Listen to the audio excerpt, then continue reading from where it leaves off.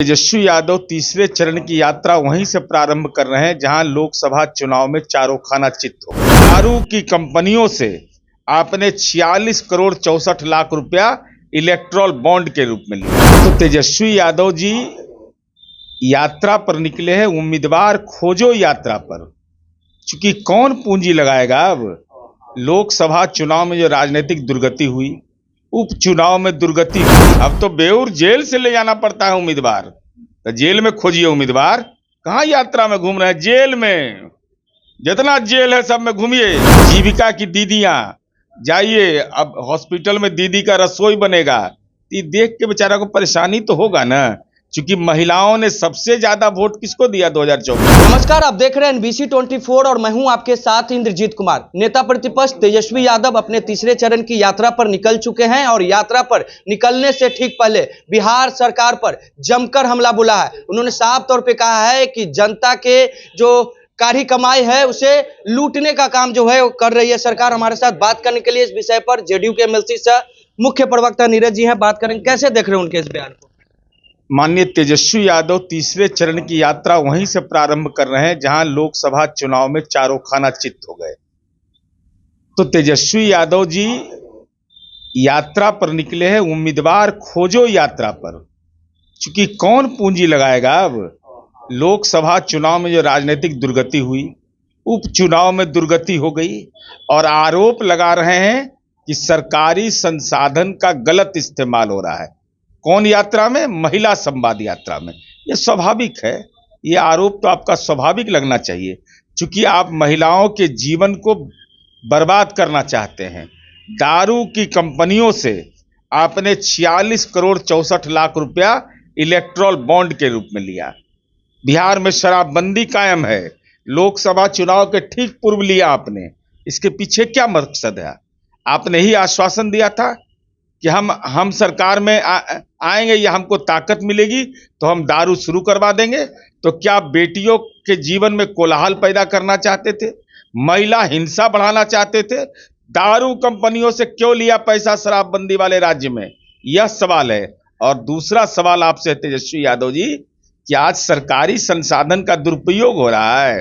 और जब निश्चय यात्रा, समाधान यात्रा, जब आप सरकार में शामिल थे तो लालू जी की जो संपत्ति है पटना में 43 बीघा 12 कट्ठा 16 दूर, उसमें आलू और फूलगोभी पैदा करके राजकोष के खजाना में जमा किए थे, कि वहां जाके टमाटर पैदा किए थे, या फ्रेंड्स कॉलोनी दिल्ली में जो मकान है उसका किराया या फार्म हाउस का किराया लगाए थे।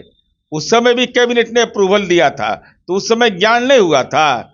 जब जनता ने रिजेक्ट कर दिया तो जनता के बीच एक्सेप्ट होने के लिए कुतर्क कर रहे हैं। तो कोई फायदा नहीं है नेता प्रतिपक्ष तेजस्वी यादव जो तीसरे चरण की यात्रा पर निकले हैं? फायदा? अरे उम्मीदवार कौन मिलेगा?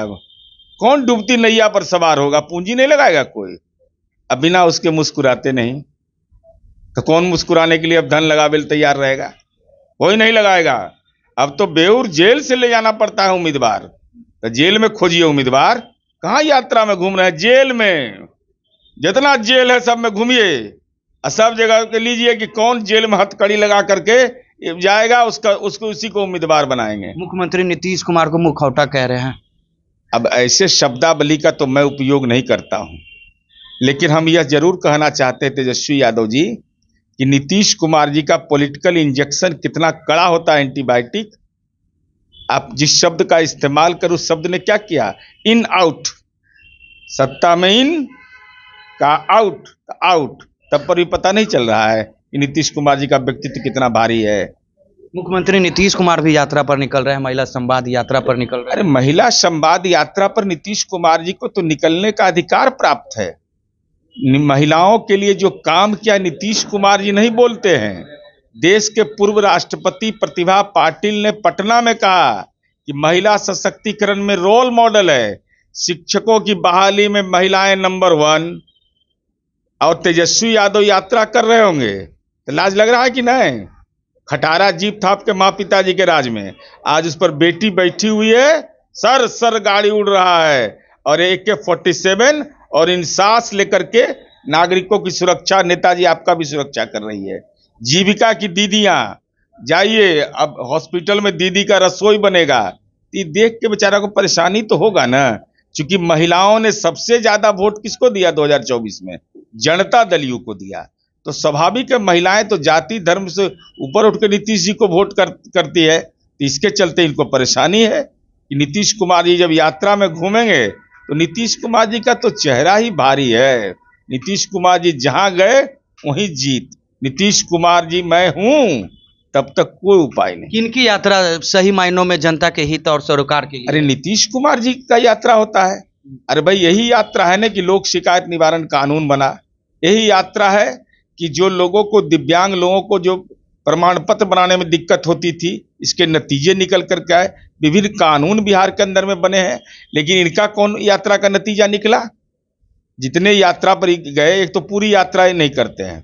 ये मदन पाल एक अति पिछड़ा समुदाय का आदमी था, बेचारा इंदिरा आवास लाभार्थी था, उसके नाम पर ये लोग लोन ले लिया। अब बताइए, वो तड़प रहा है, अरे भाई हम गरीब आदमी हैं, हमारे नाम पर कैसे लोन लेकर के बस निकाल लिया। तो ये लोग तो आर्थिक जालसाजी करने वाले लोग हैं। इसलिए अब कुछ मिलने उलने नहीं है। और हम तो सलाह देंगे, देखिए सगुन होता है सब चीज का। तो आप सगुनिया हैं झारखंड के लिए। आपके पिताजी भी झारखंड में रहे, झारखंड में लूटे, वहाँ वही ना केस हुआ भाई, वही IRCTC चारा घोटाला का सुनवाई हुआ, जेल में भी रहे, झारखंड में चुनाव भी जीते हैं। इसलिए अपना सीटवा भी झारखंड में। तो बिहार के लिए सगुन नहीं है? बिहार के लिए फिट नहीं बैठ रहे हैं अब। चलिए, तो हमारे साथ JDU के MLC एवं मुख्य प्रवक्ता नीरज कुमार थे, जिन्होंने हमारे सभी सवालों का जवाब दिया। फिलहाल इस खबर में इतना ही। खबरों के साथ बने रहें। अब तक हमारे चैनल को आपने सब्सक्राइब नहीं किया, जल्द से जल्द करें। धन्यवाद।